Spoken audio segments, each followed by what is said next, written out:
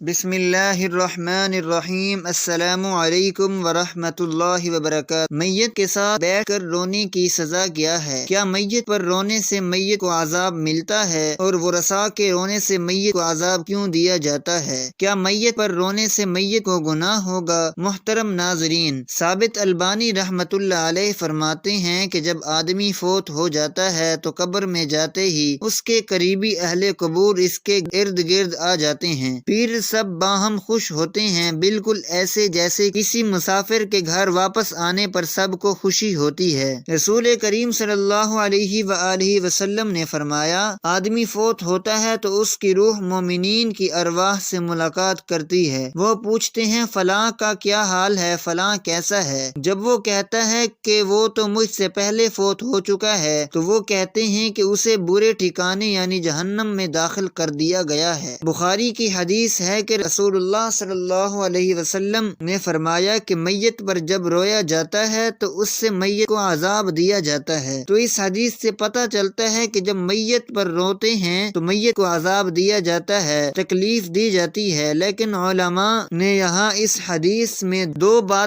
قیدیں لگائی ہیں، دو شرطوں کے ساتھ۔ گرچہ شرطوں کا اس حدیث میں ذکر نہیں ہے، لیکن شریعت کا اصول ہے کہ کسی کے عمل کی سزا کسی اور کو نہیں دی جاتی۔ یہ قرآن میں جگہ جگہ اور حدیثوں میں بھی ہے۔ ان کے رونے کی وجہ سے بھلا مردے کو عذاب کیوں ہوگا؟ میت کا اس میں کیا قصور ہے؟ علماء نے جہاں دو شرطیں لگائی ہیں، ایک تو اصول یہ ہے کہ شریعت میں یہ بات ثابت ہے کہ ایک کے گناہ کی سزا کبھی دوسرے کو نہیں ملتی، تو ان کے رونے کی سزا بھلا اس کو کیوں ملے گی؟ دوسری بات یہ ہے کہ میت پر اعتدال کے ساتھ رونے کی بھی شریعت نے اجازت دی ہے۔ خود نبی کریم صلی اللہ علیہ وسلم کے آنسو نکلے ہیں، تو ان اصول اور ضابطوں کی روشنی میں، ان دوسری حدیثوں اور قرآن کی آیات کی روشنی میں علماء نے یہ بیان کیا کہ تمام محدثین نے بیان کیا جو حدیث میں آتا ہے کہ میت پر رونے سے میت کو عذاب ہوتا ہے، جس میں دو شرطیں ہیں۔ پہلی بات تو یہ ہے کہ رونے والا رونے سے وہ والا رونا مراد ہے جو چیخ چلا کر رونا ہے۔ اگر اعتدال کے ساتھ کوئی رو رہا ہے ہلکی آواز سے، جو نیچرل ہے، جو فطری ہے، جو محبت کا تقاضا ہے، وہ رونا حرام بھی نہیں ہے۔ جب حرام بھی نہیں ہے تو رونے والے کو عذاب نہیں ہوگا، تو میت کو کیوں عذاب ہوگا؟ اگر کوئی ہلکی آواز سے معمولی اپنی آواز کو پست کر کے جیسے آنسو آ رہے ہوتے ہیں، انسان کے غم کے موقع پر اس طرح رو رہا ہے تو اس میں کوئی حرج نہیں ہے، یہ نیچرل ہے۔ لیکن آواز کے ساتھ رو رہے ہیں، رونا پیٹنا، ہاں ایک چیخ و پکار لگی ہوئی ہے اور کوئی سینہ کوٹ رہا ہے، جس طرح سے بعض علاقوں میں دیکھا گیا ہے کہ بلکہ آج کل تو فیشن بنا ہوا ہے، اس طرح سے اگر روتا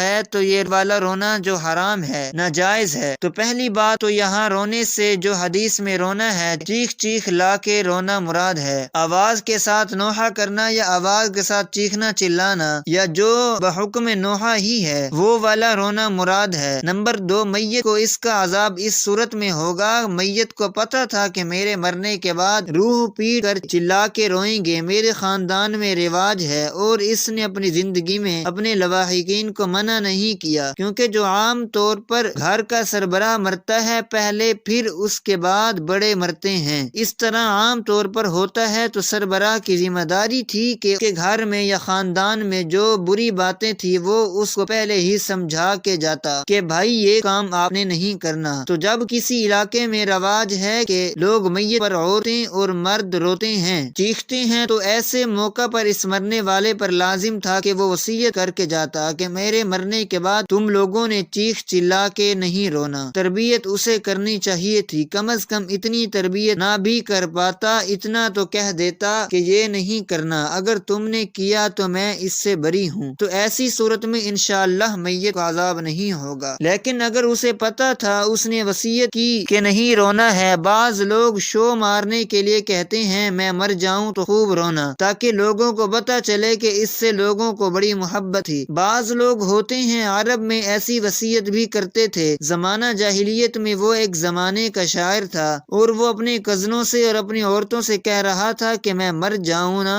پہلے اس نے بڑی سخاوت دکھائی اور پھر بتایا کہ میں مر جاؤں گا تو گریبان چاک کر کے دنیا کو بتانا کہ بڑا سخی جو ہے دنیا سے چلا گیا، خوب چیخنا چلانا، پتہ چلے کہ کوئی بندہ گیا گیا ہے۔ وہ بندہ مارکیٹ سے شارٹ ہوا تو پہلے زمانے میں جاہلیت میں یہ تھا کہ جو لوگ خود وصیتیں کرتے تھے پہلے کچھ کام بھی اچھے کرتے تھے اور پھر کہتے تھے کہ دیکھو میں یہ کام کر رہا ہوں تو اب میرے مرنے کے بعد چیخنا چلانا پتہ چلے کوئی سخی اور بہادر دنیا سے گیا ہے، تو شریعت نے اس کو پسند نہیں کیا۔ اس طرح چیخنے چلانے کو اس لیے دو شرطوں کے ساتھ اگر چیخ چلا کے رویا جائے۔ نمبر 2، میت کو پتہ تھا کہ میرے مرنے کے بعد چیخنا چلانا ہوگا اور اس نے وصیت نہیں کی تو ایسی صورت میں رونے سے میت کو عذاب بھی ہوتا ہے۔ تو اللہ تعالی ہم سب کو محفوظ رکھے اور آپ سب حضرات اپنے گھروں میں وصیت کریں، بھائی کسی کی بھی ڈیتھ ہو جائے تو ٹریننگ کریں، ان کی تربیت کریں کہ بیٹا ایسے رویا جاتا ہے، آرام سے بچیوں کو خاص طور پر سمجھایا جائے، گھر کی مستورات کو سمجھایا جائے کہ یہ جو ہا ہو ہے نا جاہلوں کا طریقہ ہے، مسلمان ایسا نہیں کرتے، پڑھے لکھے لوگوں پہ یہ چیزیں زیب نہیں دیتی، ان کو سمجھا دیں، پھر بھی اگر کوئی روئے گا تو اسی کو عذاب ہوگا، مرنے والے کو انشاءاللہ عذاب نہیں ہوگا۔ حضرت اسماء رضی اللہ تعالی عنہا نبی کریم صلی اللہ علیہ وآلہ وسلم سے روایت فرماتی ہیں، آپ نے فرمایا کہ جب انسان قبر میں اتار دیا جاتا ہے تو مومن ہونے کی صورت میں روزے اور نماز اسے اپنے